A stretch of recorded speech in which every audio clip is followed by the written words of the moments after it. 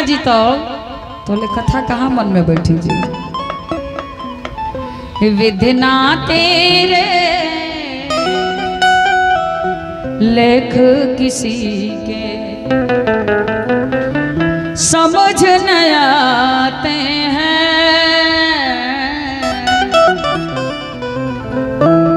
जन जन के प्रिय राम लखन सिया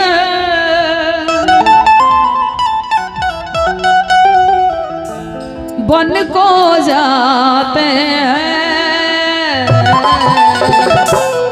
विधना तेरे लेख किसी के समझ न आते हैं, विधना तेरे लेख किसी के समझ न आते हैं। जन जन के प्रिय राम लखन सिया, जन जन के प्रिय राम लखन सिया बन को जाते हैं। ओ विधना तेरे लेख किसी के समझ न आते हैं।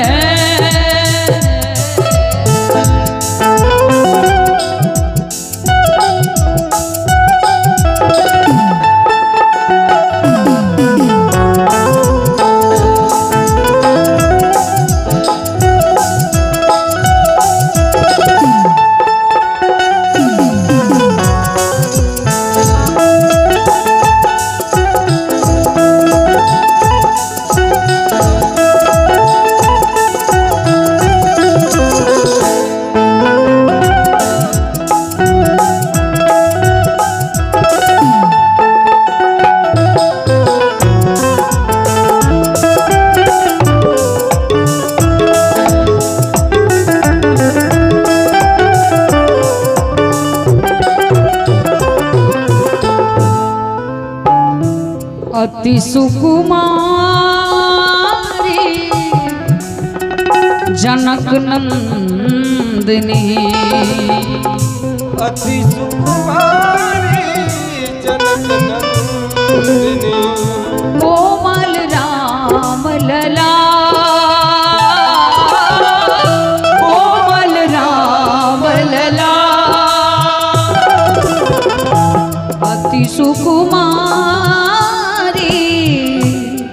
जनक नंदिनी, कोमल राम लला, कोमल राम लला। कई तेरी कुटिल चाल पे, कई तेरी कुटिल चाल पे कष्ट उठाते हैं। हो विधना तेरे लेख किसी के समझ न आते हैं, जन जन के प्रिय राम लखन सिया, जन जन के प्रिय राम लखन सिया बन को जाते हैं। विधना तेरे लेख किसी के समझ न आते हैं, समझ न आते हैं। सब लोग चल दिले बा, तीनों लोग, पूरा अयोध्या के लोग पीछे पीछे। सब कहे कि ना महाराज, हमनी के राजा राम जी रहब, हमनी राजा राम जी के प्रजा बन के रहब। राम जी सबके समझावत नहीं, और सब लोग रोवत रोवत चल दिहल कहाँ, श्रृंगवेरपुर। इतना रोले रहे लो कि जब श्रृंगवेरपुर में पहुंचल लो तो सबका नींद आ गया। जब ढेर आदमी थकल रहेला, रोले रहेला, तो ओकरा नींद बड़ा तेज आवे। और जब नींद आई ता वही बेरा भगवान प्रभु श्री रामचंद्र जी लक्ष्मण जी से कहानी कि यही बेरा धीरे से कही के रथ आगे बढ़ावल जा। कहा था सारा लोग सूत गइल बा, आ यही बेरा निकलल उचित रही, न तो जागी लो तो आगे ना बढ़े दी। लक्ष्मण जी मनवे में सोचने कितना कठोर कैसे यहाँ के बानी प्रभु श्री रामचंद्र जी तनकी ऐसा सुतले कि इतना बढ़ा सजा देता नहीं कि सबके छोड़ के जाए के बात करता नहीं। लक्ष्मण जी कहानी कि 14 बरस के दिन में हम एक क्षण सुतबे न कर, न तो कौन ठीक बा यहाँ के हम लोग छोड़ के भाग जाए। कितना लो राम जी की कथा में मार सुतेला। देखिए राम कथा से बुद्धि शुद्ध होला, और जब बुद्धि शुद्ध हुई ना तब जाके ओके परमात्मा स्वीकार करेंगे। भीष्म पितामह जी अपने बुद्धि रूपी बेटी के नारायण के समर्पित कर दे, तई के शुद्ध राखी। राम कथा सुनी प्रेम से, जब वजह से आगे बढ़ल बनी सब कोल भील भगवान के बड़ा भव्य स्वागत कर, सब तो रूप देख के मोहित हो गए। ये मन में विचार करे कि पता न कैसन माता पिता बा सब, ये कोमल कोमल हाथ पांव, इतना सुकुमार, और संग में सुकुमारी श्री जानकी जी कैसे वन में भेज दे ले बा। तपस्वी के भेष में तो केहू कहा था कि राजकुमार बुझाता नहीं, केहू तपस्वी बनवासी ना, और सब भगवान से निवेदन करता कि इहुआ रह जाए तन इहुआ रह जाए, विसारे की इच्छा नहीं करत केहू के। हम बनवासी कोल भिल के बटुआ रे, कोल भिल के बटुआ तू तो राजा बाबू हुआ। और सब कहता कि हे राघव घरवा माई बाप हुई है, और छोट भाई हुई है, माई बाप हुई है, और छोट भाई हुई है, तो हरी तपसी के भसवाई, और बुझाता बनौआ तू तो राजा बाबू हुआ, तू तो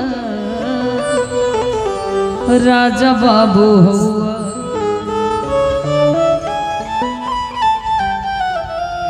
भगवान से बार बार सब लोग निवेदन करता, आज हमरा घरे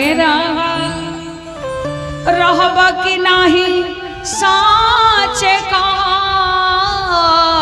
हमरा घरे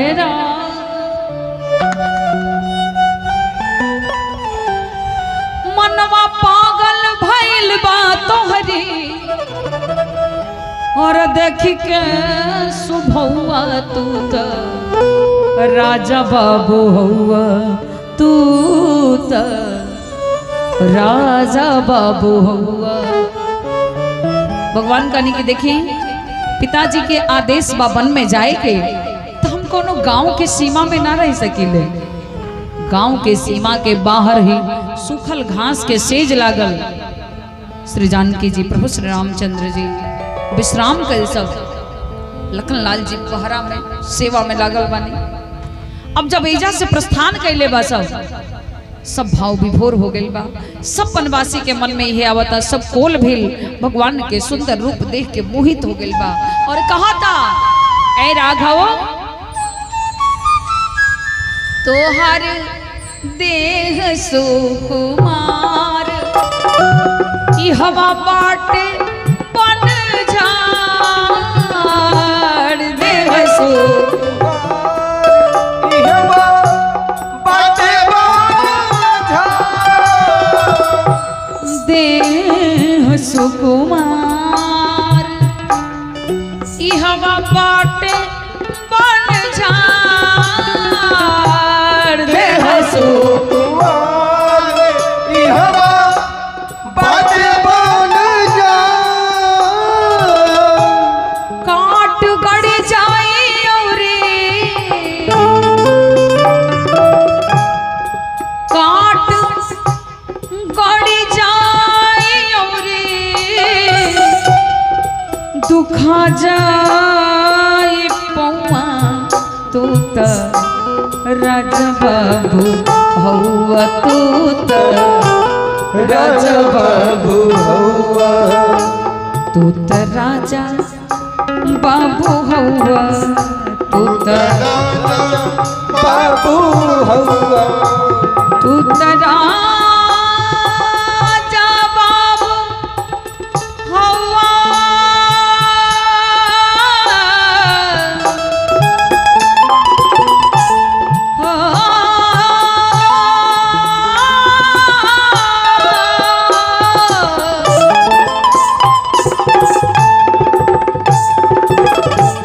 राजा बाबू हौआ हौआ राजा बाबू हौआ तू त राजा बाबू हौवा राजा बाबू हौवा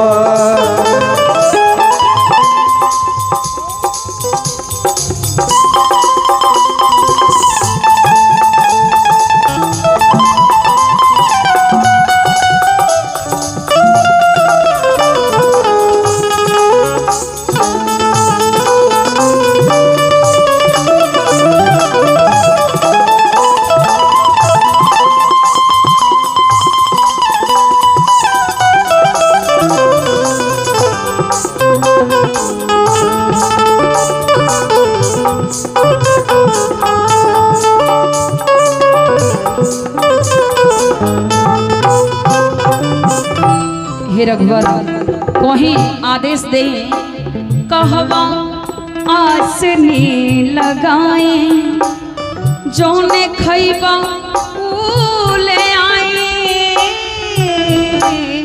आसनी लगाए जौने खैबा ले आए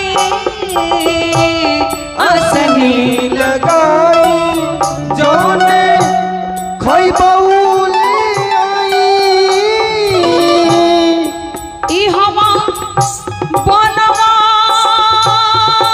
में मिली ई हवा बनवा में मिली बन फल पतौआ तू त राजा बाबू राजा बाबू हौवा राजा बाबू तूता राजा बाबू हौवा तूता राजा बाबू हौवा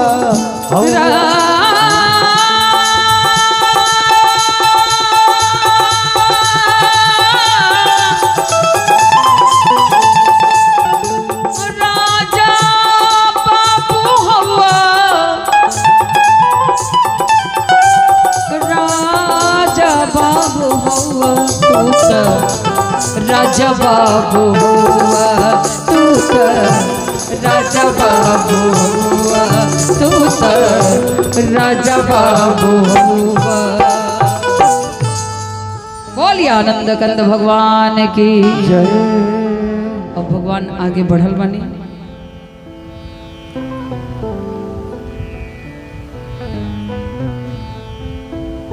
अब इन्हें सुमंत जी भगवान के छोड़ के आवे के नाम नहीं खिले। बार बार निवेदन करतनी कि राजा के आदेश बा कि अगर केहू ना आई तो कम से कम जानकी जी के सीता जी भी हाथ जोड़तनी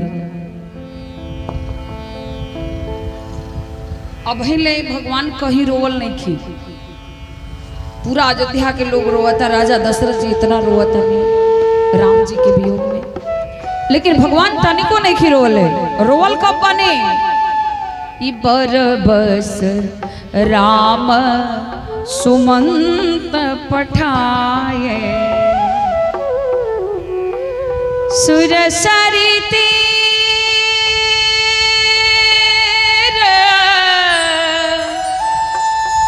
आप सुर सरी तीर आप तह आए। विदा करके भगवान खूब रोवल बने। अब बुझाइल के अब हम अकेले हो गए लिए वन में। ऐने सबरे मल्लाहन में हल्ला मचल रहे का आज प्रभु जी आवतनी, प्रभु श्री रामचंद्र जी और नैया पर सवार होके गंगा जी के पार करो। अच्छा, अब हल्ला अपनी मन में मन गणंत कहानी बना ले रहे थे का तो जेकर नैया सबका ले सुघर रही ना सबसे सुंदर, वही की नैया पर राघव सवार हो खो। अच्छा, तो सब मल्लाह अपन अपन नैया सजावत रहे। केवट जी उदास होके बैठल कई जन्म से असरा लगोले बनी आ देखा तनी तो केहू के नाई सज जाला बढ़िया, बस वही पर वहाँ के बैठ के चल जाए, फिर हम तो इंतजारे में रह जाए। बैठ के विचार करते रहनी, तब तक याद आयल कि एक बार वो घाट के राजा जंगल में शिकार करे गए रहने। शिकार करत करत गर्मी के दिन रहे, बड़ा जोर कड़ाके के धूप, बीच जंगल में पहुंच गए नी। अब बड़ा जोर से प्यास लागल, ओई में लगनी पानी खोजे, कहूं पानी ना मिले। पानी के बिना बेचैन ये केवट जी पानी पियोले रहने। तो बेरा वहां के कहने कि आज रौरा हमके प्राण दान दिले बने, आ जौन इच्छा हो के तौन मांग ले। केवट जी कहने ठीक बा, जहिया हमरा आवश्यकता बुझाई तहिया हम आई। दौड़ल दौड़ल गई और जाके कहने कि देखी वो बात रौरा याद बा। कहने हाँ, बोली का चाहिए? अरे आज हमार प्रभु श्री रामचंद्र जी नौका पर सवार होके गंगा जी के पार करब, और सब मल्लाह अपन अपन नैया सजावता सरकार। तब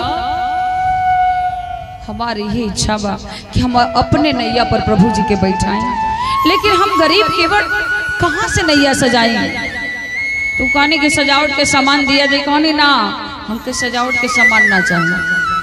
तो कहनी अपन ये नैया पर बैठाई और सजावट के सामान चाहबे ना करी। तो कहल का चाहत नहीं? कहने की सरकार देखे रोरा मालिक बानी, रोरा राजा बानी, रोरा जौन चाहत तौन होई। मान ली कि हमके सजावट के सामान रोरा दे दे, हमरों से बढ़िया के सजा ले, तब तो वहां के दूसरे के नैया पर बैठ के चल जाए। हाँ, तो ऐसे हमके सजावट के सामान ना चाहिए। इतने करी कि जोने घाटवा से हमार प्रभु जी पार उतरब, वो घाट पर जितना नाई लागल बा सगरो नैया हटवा दे। सब नाई हटवा दिहल गई, जौन बचल रहे वो खोल खोल कर डुबा दिहल गई। एगो केवट जी के नैया के स्वीकृति मिल गई, भगवान आ गए नहीं। और जब आ गए नहीं तब केवट जी से निवेदन करतने कि मांगे नावन केवट आना, मांगे नावन केवट आना, मांगे नावन केवट आना, कही तुम्हार मरम में जाना, कही तुम्हार मरम में जाना। एक तो नैया लेके आवत नहीं कि ऊपर से का कहता ने कि कहिए तुम्हार मरम में जाना। और केवट जी जल्दी जल्दी अपन सगरो बात भगवान के सामने रख दे। का गाने छुवत सिला भई नारी सुहाई पाहन तेन काठ कठिनाई छुवत शिला। शिला शब्द स्त्रीलिंग। तो जब शिला पर चरण के रज पड़ल तो नारी बन गई और गई पतिलोक आनंद भरी।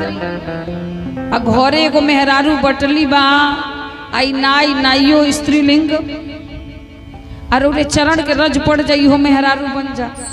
तो घरे एगो मेहरारू बटली बाई एगो मेहरारू होइए जाई। आई दू गो के खर्चा केवट जी कहाँ से हमार रोजी रोजगार सब खत्म हो जाए। से निवेदन बा ई पाहन तेन काठ कठिनाई तरने वो पुने करने वो होई जाए पाय परई मोरी नाव उड़ाई। और कहने जो प्रभु पार अवसी गा चहबो। अगर पार होके के चाहता नहीं तो मोहि पद पदुमा पखारन कहबो।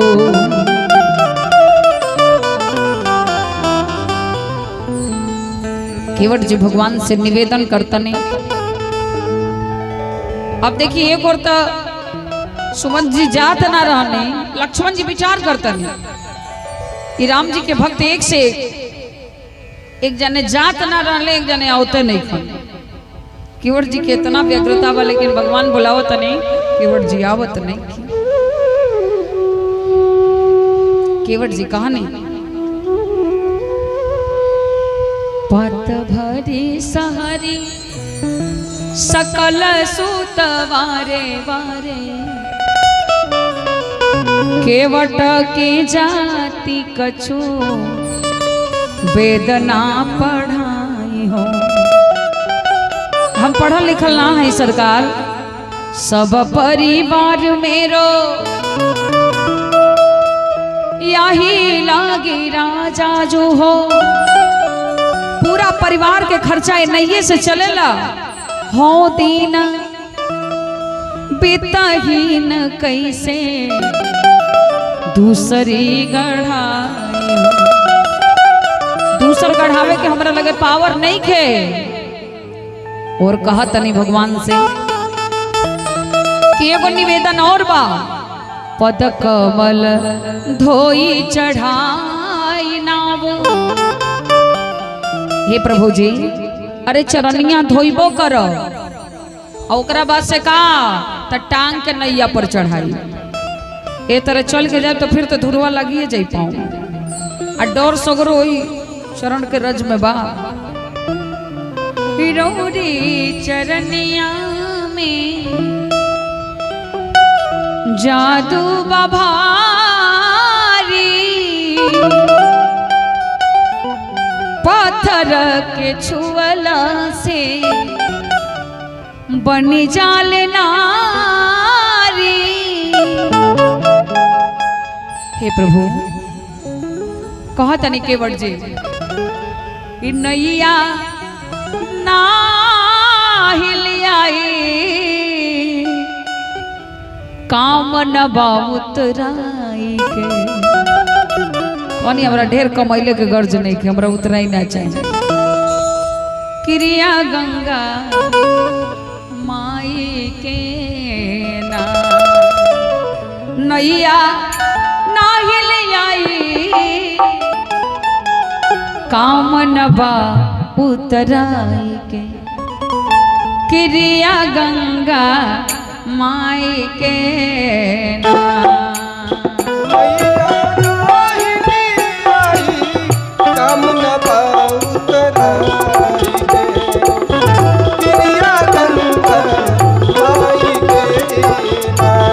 हे नैया ना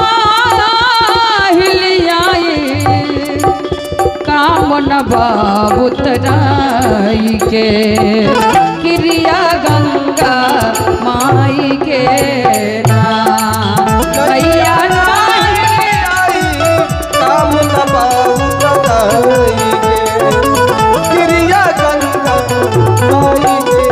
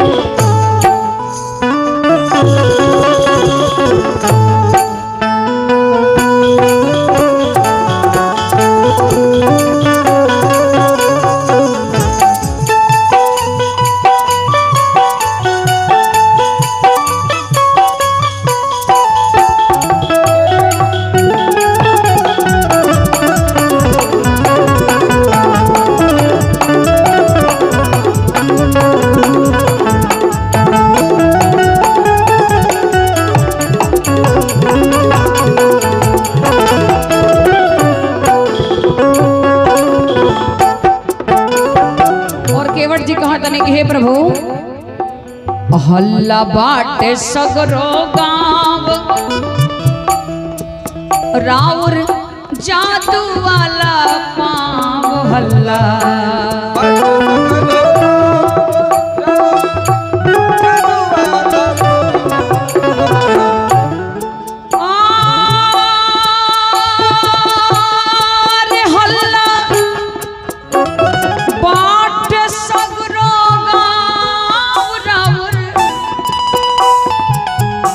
जादू वाला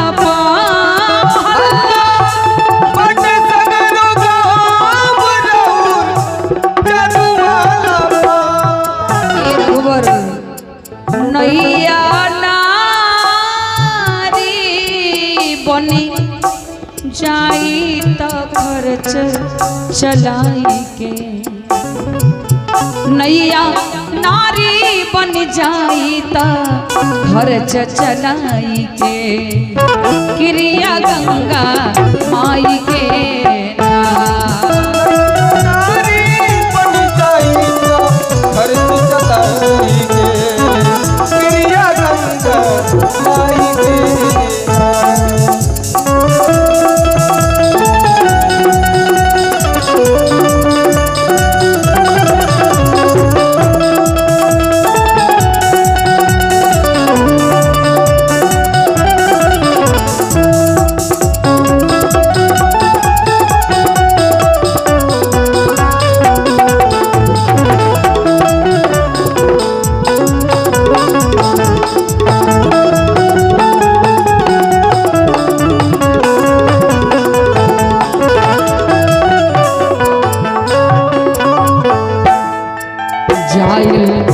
चाहत होखी पार धोवाली पाव सहज सरकार जाइल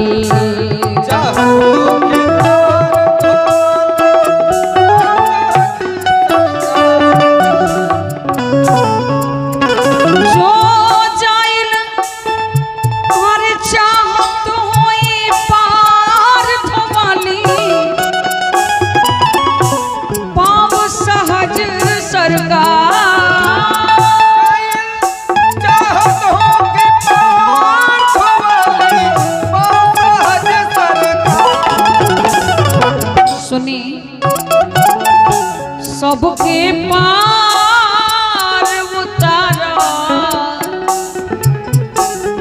खर्चा बिना खेवाई के हमारा खेवाई ना चाहिए सबके पार उतारा खर्चा बिना खेवाई के क्रिया गंगा आई के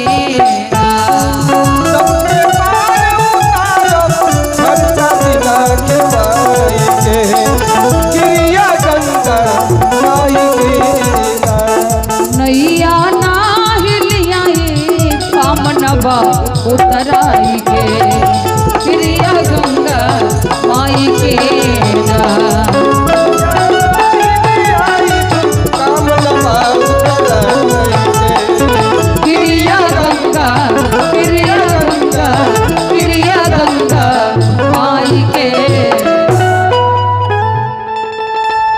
जी कहने